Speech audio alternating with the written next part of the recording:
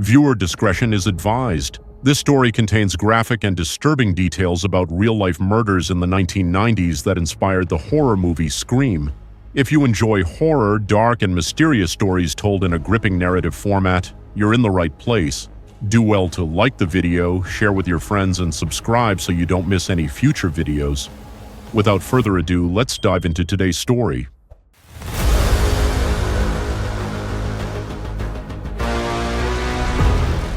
On August 26, 1990, Patricia and Frank Powell parked outside a charming three-story apartment complex in Gainesville, Florida, a lively college town home to the University of Florida, known for its football team and vibrant party scene. Their 17-year-old daughter, Christine, was starting her freshman year and had moved into the complex 2 days earlier with her roommate, 18-year-old Sonia Larson. The two had met during summer classes and hit it off.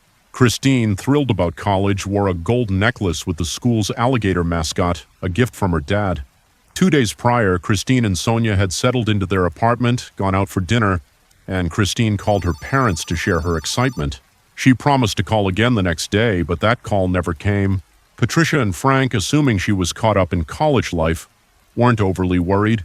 They were already planning to visit her that Sunday. But when they arrived at the complex, their calm began to fade. They found notes taped to Christine's apartment door from friends who had stopped by but couldn't reach her or Sonia. Alarmed, they knocked but got no response.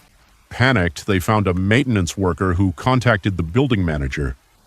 The manager insisted on involving the police before entering the apartment. A Gainesville police officer arrived and Patricia and Frank were asked to wait outside.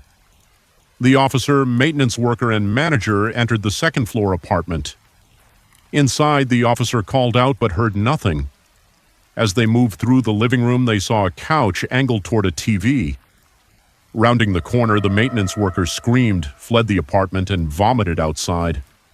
Patricia and Frank, fearing the worst, rushed in despite attempts to stop them. They found Christine on the floor, unclothed, stabbed to death, and posed in a degrading, suggestive manner. Devastated, they were escorted out. The officer continued searching and found Sonia upstairs on her bed, also unclothed, stabbed, and posed similarly. Forensics later confirmed Christine had been sexually assaulted, but Sonia had not. Evidence suggested the killer used a screwdriver to break in, left soap and a towel near Christine's body likely to clean evidence, and removed duct tape from her wrists after binding her.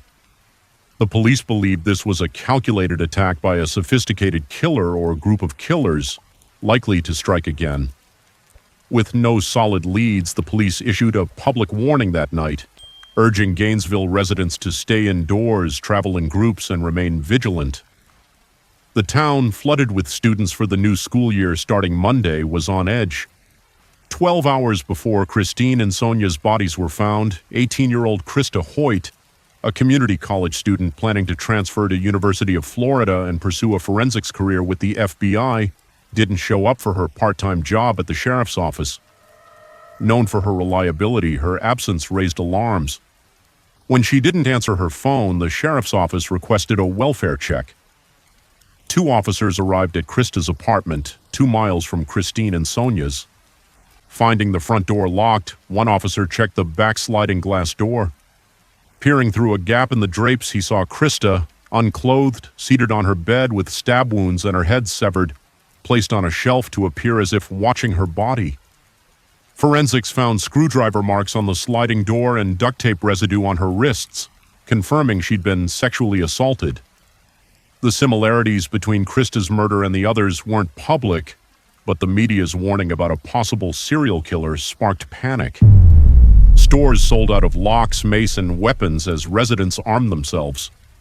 Police flooded the streets, but fear persisted. By Monday, the story was national news. Lisa Byers, watching the coverage from outside Gainesville, called her friend Tracy Paulus, a 23-year-old University of Florida student who had returned to school after a break.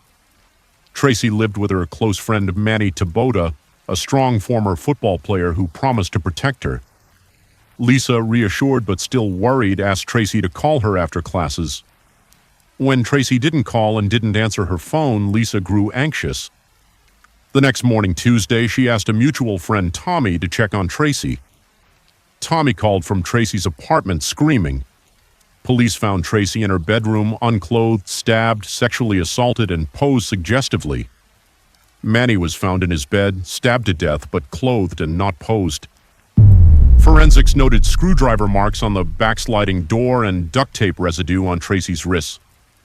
With 5 victims, including a physically imposing man, Gainesville descended into chaos. Students fled, and the police called in the FBI and National Guard. Helicopters and patrols flooded the city, but residents wouldn't feel safe until an arrest was made. The next day, police arrested 19-year-old University of Florida freshman Ed Humphreys for domestic abuse after he struck his grandmother. Though charged with abuse, his $1 million bail suggested he was a suspect in the murders. Ed had a violent streak, carried a knife, and was known to wander Gainesville's forest near the victims' apartments. His scarred face and odd behavior, smiling at cameras, fueled suspicion. When the killing stopped after his arrest, many believed he was the killer. But his blood type, A, didn't match the type B found at the crime scenes, leaving room for doubt. The FBI suggested using their violent crime apprehension program, which matched the Gainesville murders to an unsolved 1989 triple homicide in Shreveport, Louisiana. There, 8-year-old Sean Grissom, his grandfather Tom, and Aunt Julie were stabbed to death in Tom's home. Julie was posed suggestively, unclothed, and sexually assaulted, with vinegar used to clean her body. The killer's blood type was B, matching Gainesville's. No forced entry or robbery was evident, suggesting a deliberate act. When news of the Shreveport connection leaked, a Shreveport woman, Cindy, called police about Danny Rawling, a 37-year-old drifter in town during the 1989 murders. Rawling had admitted to liking stabbing, carried a large knife, and seemed unstable. After the murders, he said he was leaving for a place with beautiful young women. Police learned Rawling grew up in an abusive home, was discharged from the Air Force for instability, and had a history of armed robberies.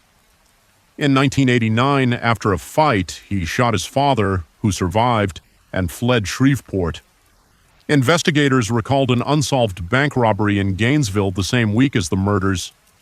A masked gunman took cash rigged with a dye packet, fled to the woods, and left a campsite with a screwdriver, gun, and audio recorder. Initially overlooked, the recorder was retrieved from evidence. It contained a man singing about being a mystery killer, describing how to kill with a knife, and identifying himself as Danny Rawling. The screwdriver matched marks at the crime scenes, and Rawling's blood type B matched the evidence. Already in custody 40 miles away for another robbery, Rawling was charged with the Gainesville murders. Initially pleading innocent, Rawling shocked the court on the first day of his trial in 1994 by pleading guilty to all 5 murders, saying he wanted to be a superstar like Ted Bundy. He later confessed to the Shreveport murders. His confessions revealed horrifying details. In Shreveport on November 3, 1989, after losing his job, Rawling entered the Grissom home through an unlocked door. He stabbed 8-year-old Sean on the couch, killed Tom in the kitchen, and sexually assaulted and stabbed Julie upstairs, cleaning her body with vinegar and posing her. In Gainesville on August 23, 1990, after fleeing Shreveport, he camped in the woods near University of Florida. He targeted Christine and Sonia, breaking into their apartment with a screwdriver. He killed Sonia in her sleep, then assaulted and killed Christine, cleaning and posing both bodies. Hours later, he broke into Krista Hoyt's apartment, waited in her closet, assaulted and killed her, and decapitated her. On August 27th, he killed Manny Taboda and Tracy Paulus, overpowering Manny and assaulting Tracy before posing her. On October 25, 2006, Rawling was executed by lethal injection in Florida State Prison, offering no apology, only singing a hymn to himself. Hope you enjoyed today's video. Hit the like button, comment, and don't forget to subscribe and turn on post notifications so you don't miss any future videos. Peace.